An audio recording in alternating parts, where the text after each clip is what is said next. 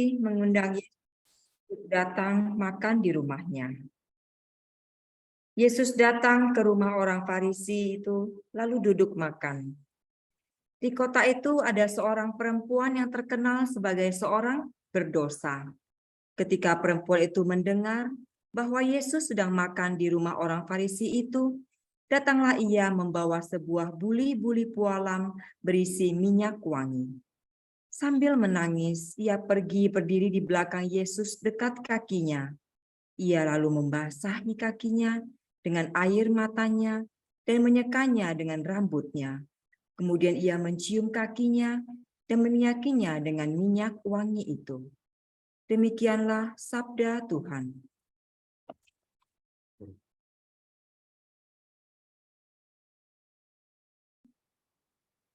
Bapak-bapak, ibu-ibu, dan saudara-saudari yang terkasih. Kita melihat bacaan tadi, Yesus diurapi oleh seorang wanita.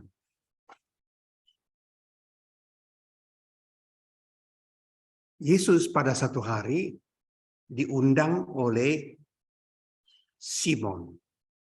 Dan Simon ini seorang Farisi dari antara orang Yahudi itu. Orang yang kaya, termasyur, dan ia mengundang Yesus untuk makan bersama dengan dia.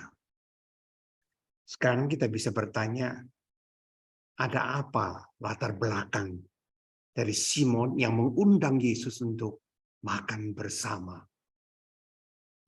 Apakah Simon yang orang besar itu mau nebeng dengan Yesus yang mempunyai nama yang besar juga? Tiba-tiba waktu mereka makan bersama itu, seorang wanita yang juga terkenal karena berdosa, tiba-tiba masuk ke ruangan makan itu. Kenapa wanita itu bisa masuk? Wanita itu memang terkenal sebagai orang berdosa. Sedangkan Simon, kita mengetahui bahwa ia seorang Farisi. Dan sifat seorang Farisi tidak suka bergaul dengan orang-orang berdosa. Mereka itu sering menjauhi mereka, membuang mereka sebagai sampah masyarakat. Tidak pernah akan makan bersama dengan mereka. Mereka dijauhi. Kenapa wanita yang masuk itu tidak diusir oleh Simon Farisi itu, yang sebenarnya tidak suka bergaul dengan orang-orang berdosa itu?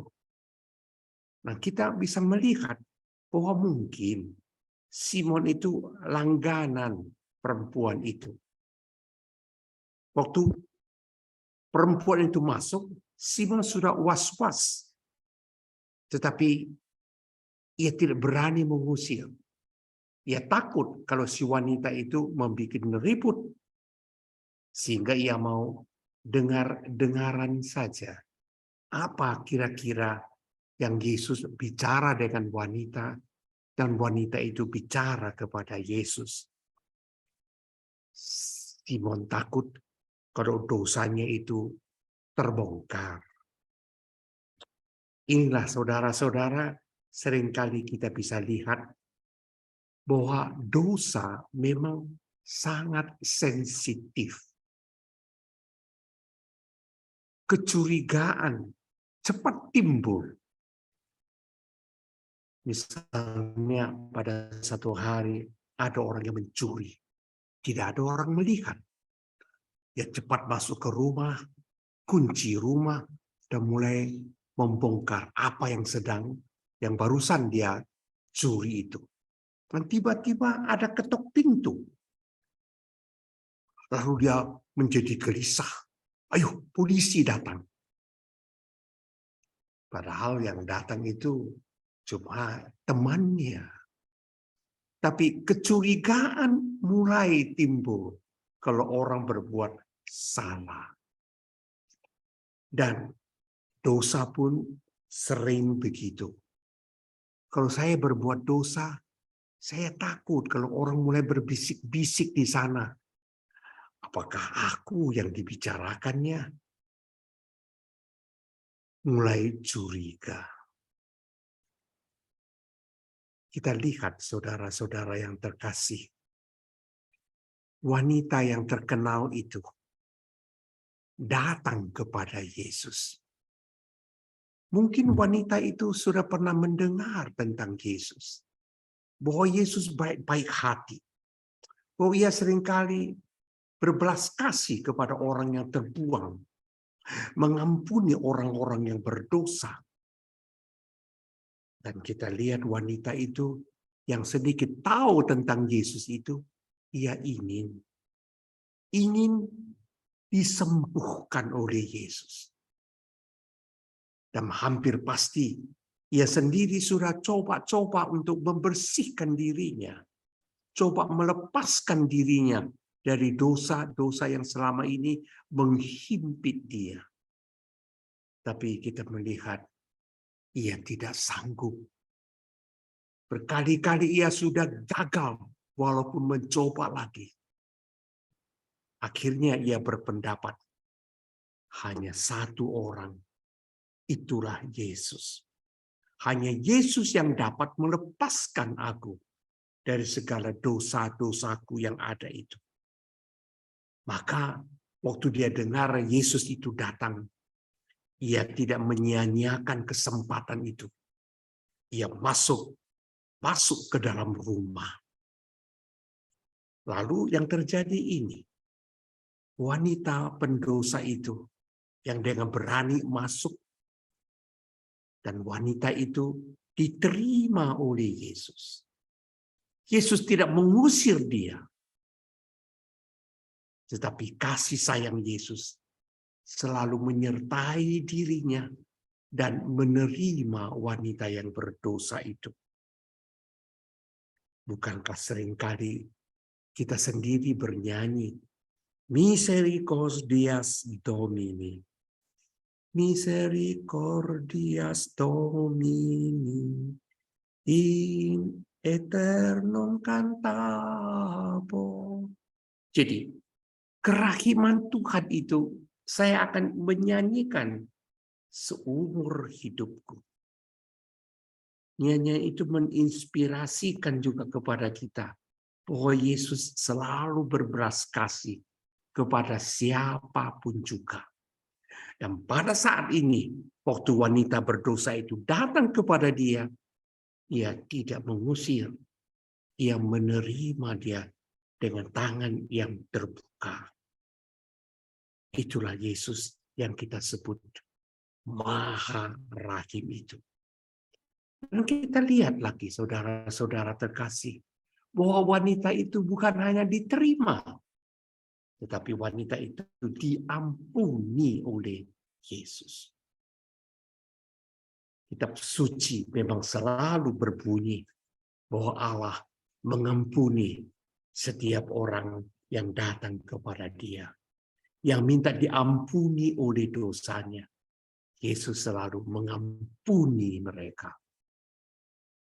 Tetapi kita melihat masyarakat dan gereja seringkali malah tidak memberikan ampun kepada orang-orang yang berdosa.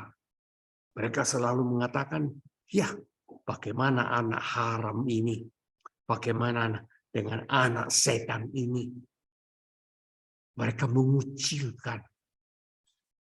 Syukurlah pada akhir-akhir ini, Paus Fransiskus berbicara.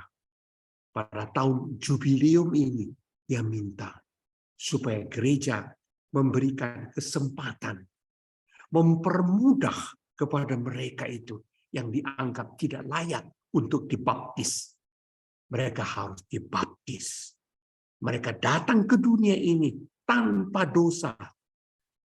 Allah tidak menginginkan hukuman, tapi Allah mengasihi dan Allah memberikan rahmat. Kemudian Bapak Ibu yang terkasih, wanita itu dikatakan dalam Injil tadi, dia tertangkap basah. Nah, kalau ditangkap basah oleh siapa? Oleh imam. Imam tempatnya kan di genisah. Kenapa mereka tahu? Apa imam-imam itu pun menjadi tukang ngintip? Nah, Yesus tidak suka akan hal itu. Lalu kita lihat, kalau dia itu tertangkap basah, di mana laki-lakinya? Tidak disebut di dalam kitab suci. Laki-laki itu mungkin si Simon sendiri. Atau orang yang lain. Tapi sekurang-kurangnya imam-imam yang bertugas sudah disogok. Maka laki-laki tidak lihat, hanya perempuan itu yang tinggal. Karena itu kita melihat Simon takut dan curiga. Dan waktu wanita itu masuk ke dalam ruangan itu, ia menjadi sangat terkejut. Tidak berdaya juga dia itu untuk mengusir dia. Dan seperti saya katakan, siapa tahu Simon sendiri itu pelanggannya. Takut wanita itu bikin ribut, dia diam-diam saja dan ingin dengar-dengaran apa yang Yesus katakan kepada wanita dan sebaliknya. Kita melihat juga saudara-saudara yang terkasih, Simon yang mengundang Yesus untuk masuk ke rumah dan makan bersama. Tapi Simon itu tidak mendapat pengampunan. Sedangkan kita lihat wanita yang tidak diundang ini masuk ke dalam, tetapi ia diampuni oleh Yesus. Saudara-saudara, banyak sekali orang diundang oleh Yesus, tapi tidak mendapat apa-apa. Banyak orang yang ikut dalam pesta kerahiman ilahi, tetapi sedikit saja yang mendapat indulgensi. Dan kita saat ini berdoa untuk mendapat indulgensi dari bulan November bagi jiwa-jiwa. Katolik banyak sekali orang di dunia ini. Dan hanya kita yang sedikit itu mendapat indulgensi. Banyak orang diundang oleh Yesus untuk ikut di dalam perayaan Ekaristi. Tetapi hanya sedikit saja yang mendapat makna yang diberi di dalam Ekaristi. Berkatnya. Banyak orang kita melihat masuk ke adorasi, sembah sujud juga. Tapi hanya sedikit saja orang yang tersentuh, yang mulai berbicara dan bersatu dengan Yesus. Banyak orang mengikuti retret, mengikuti rekoleksi tahun demi tahun, tetapi tidak pernah merasa suatu perubahan di dalam hatinya. Pernah diceritakan oleh penulis pengarang Hidup Rohani. Ia mengatakan begini, sudah bertahun-tahun Yesus itu pergi dari dunia ini. Ia kembali lagi ke dunia ini. Ia masuk ke Jericho. Ia melihat orang yang dulu pernah sudah disembuhkan matanya, sudah celik matanya. Tetapi sekarang duduk-duduk saja di situ dan tidak berbuat apa-apa. Yesus melihat sedih rasanya. Orang yang pernah dekat dengan dia tidak berbuat apa-apa. Ia masuk ke Kafarnaum. Ia melihat orang-orang yang kakinya sudah disembuhkan oleh Yesus. Sudah bisa berjalan. Tetapi ia juga tidak berbuat apa-apa. Sama saja dia seperti orang-orang lain. Yesus kecewa. Dan apakah Yesus pada saat ini kalau datang kembali kepada kita, melihat kita yang sudah diselamatkan, adakah sesuatu yang sungguh-sungguh kita lakukan untuk Yesus? Inilah menjadi pertanyaan dan dorongan untuk kita untuk bangkit kembali, berbuat sesuatu untuk Yesus. Sekarang kita lihat saudara-saudari yang terkasih. Kenapa wanita itu diampuni oleh Yesus? Cara apa yang ditempuhnya sehingga Yesus akhirnya mengampuni dia? Nah, mari kita lihat sebentar. Pertama kita lihat wanita itu datang. Wanita itu datang kepada Yesus. Dan dikatakan waktu datang sambil menangis. Air matanya bukan air mata buaya. Tetapi air mata wanita itu tanda tobat. Tanda ia menyesali dosa. Kenapa? Ia telah melakukan semuanya itu. Menyakiti hati Tuhan.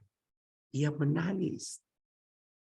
Dan kita lihat, sesudah dia datang, wanita itu berdiri di belakang Yesus.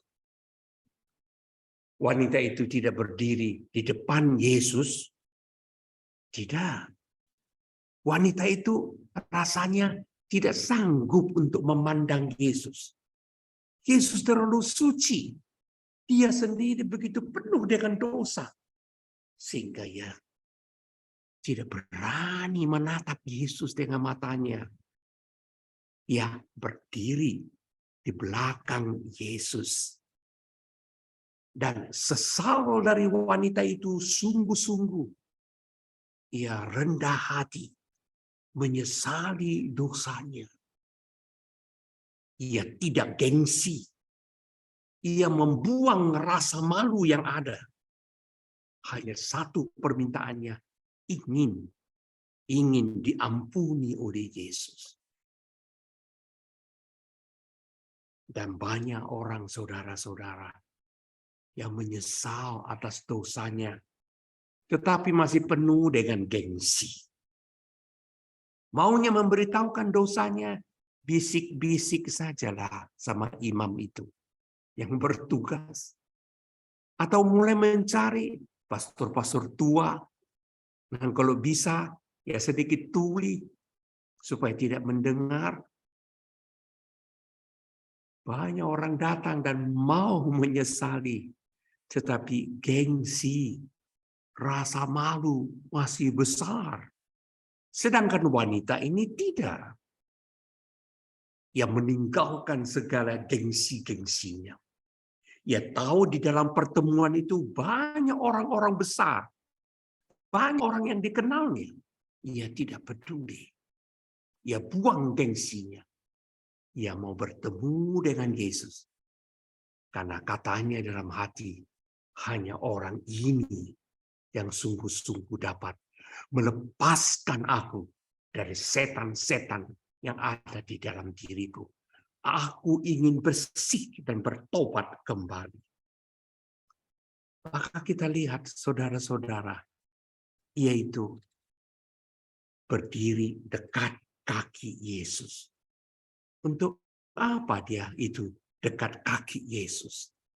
Karena si wanita itu ingin mendengarkan Yesus.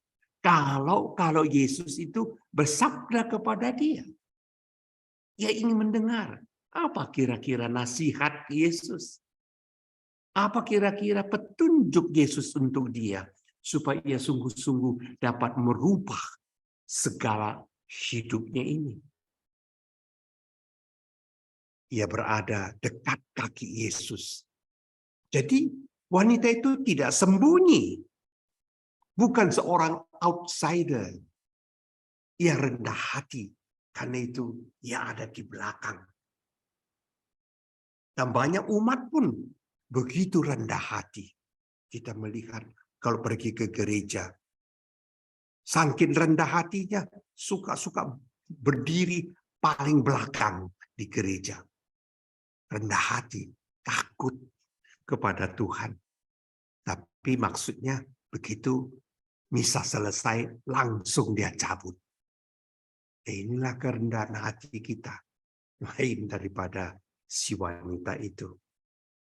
Dan kita lihat lagi, saudara-saudara terkasih. Si wanita itu saking taubat dan saking menyesal, tiba-tiba keluar air mata. Dan air mata itu membasahi kaki Yesus.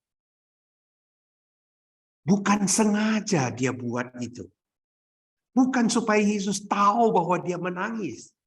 Air matanya bukan air mata buaya. Dan wanita itu tahu bahwa air matanya jatuh di kaki Yesus. Ia terkejut.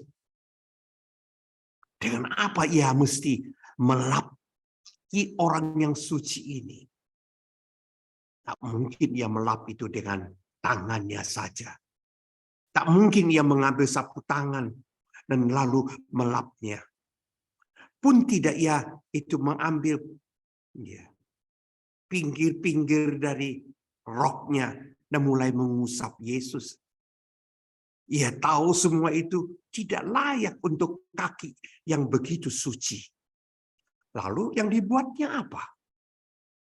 Yang dibuatnya ialah ia mengambil rambutnya untuk membersihkan kaki Yesus. Rambut wanita adalah mahkota wanita yang paling berharga bagi dia. Dan dengan rambut itu, wanita itu merasa inilah yang dapat saya beri, yang terbaik, yang terhormat untuk melap kaki Yesus itu. Betapa hormat wanita itu terhadap Yesus. Ia memikirkan segala-galanya. Ia menghormati Yesus. Ia melap dengan rambutnya sendiri. Saudara-saudara terkasih, saya tahu ada juga banyak orang yang sangat menghormati Yesus. Dan seperti saya tahu, ada orang yang masuk ke dalam ruangan adorasi. Kalau ia mau keluar, ia tidak langsung berbalik begitu saja pulang. Ia berlutut mundur, langkah demi langkah. Sesudah dekat pintu keluar, ia tunduk kepada Yesus, baru ia keluar. Ia tidak berani berdiri dan membelakangi Yesus. Saking hormatnya, ia berlutut pelan-pelan, langkah demi langkah. Dan begitu ia pergi keluar. Saudara-saudara terkasih, banyak orang ingin menghormati Yesus. Dan saya lihat juga dengan mata kepala sendiri umat kita. Seandainya mereka itu mau maju ke depan untuk menyambut komuni, ia mengambil tisu basah, membersihkan tangannya, membersihkan itu. Ia berdoa. Dan kemudian baru maju ke depan menerima tubuh Yesus. Amin. Dan dia menyambutnya. Itulah kita lihat beberapa tanda bahwa banyak juga orang seperti wanita tadi sangat menghormati Yesus. Ini Yesus sungguh senang. Wanita itu mencurahkan air matanya untuk dosa-dosanya. Sekarang kita bertanya, pernahkah Anda mencucurkan air mata untuk Yesus? Memandang patungnya, foto kerahiman, dan engkau menangis karena dosa-dosa yang telah kau buat? Atau pernahkah kita itu mencucurkan air mata untuk suami kita yang tidak setia? Mencucurkan air mata untuk istri saya yang seringkali tidak beres. Dan kalau orang tua, ibu dan bapak mencucurkan air mata untuk anak-anaknya, wah, kita melihat air mata mereka akan ditampung di dalam kirbat Allah. Dan Allah akan memberkati mereka itu. Lalu Injil berkata apa? Sesudah melap kaki Yesus dengan rambutnya, si wanita itu mencium kaki Yesus. Sesudah dia mencium kaki Yesus, lalu ia meminyaki kaki Yesus dengan minyak wangi. Hati-hati saudara, baca dengan baik-baik. Ia terlebih dahulu mencium kaki Yesus, baru menuangkan minyak wangi. Bukan sebaliknya. Tuang dulu minyak wangi, cium-cium kaki Yesus. Ini terbalik. Wanita itu jujur, ia tahu dosanya banyak. Ia menciumi kaki Yesus. Ia ingin bertobat lebih dahulu. Ia sesal atas dosa-dosanya. Ia menyembah Yesus. Baru sesudah itu, ia mencium kaki Yesus. Yang sesudah itu minyak wangi diberikan untuk kaki Yesus. Ia baru menyaksikan nama Tuhan. Mengharumkan nama Tuhan. Maka itu saudara-saudara, jangan terbalik. Jangan berikan dulu minyak wangi, baru mencium Yesus. Tapi cium kaki Yesus tanpa apa-apa dulu. Baru minyaki supaya harum. Jadi, mau mewartakan nama Tuhan tanpa tobat, tidak ada gunanya. Mau mengharumkan nama Tuhan tanpa bertobat, tak ada juga gunanya. Maka itu bisa kita lihat, saudara-saudara, banyak pelayan-pelayan gereja, banyak juga hamba-hamba gereja gagal di dalam pelayanan mereka. Kenapa? Banyak pelayan-pelayan gereja itu cari gengsi, sombong, hormat dirinya. Padahal mereka itu sebenarnya mencuri kehormatan Tuhan. Cium dulu kaki Yesus dengan rendah hati dan tobat. Setelah itu muliakanlah Tuhan bersama dengan umat-Mu. Kitab suci berkata kepada kita, jangan keraskan hatimu. Kalau engkau berdosa seperti wanita itu, cairkan di dalam Yesus dan bersama Yesus. Yesus berkata, datanglah kamu, orang yang berbeban berat. Dan Ia akan mengampuni kita, membuat hati kita menjadi lega, rendah hati, perlu sekali. Seperti rusa merindukan sungai, demikianlah jiwaku rindu akan Engkau ya Tuhan. Amin.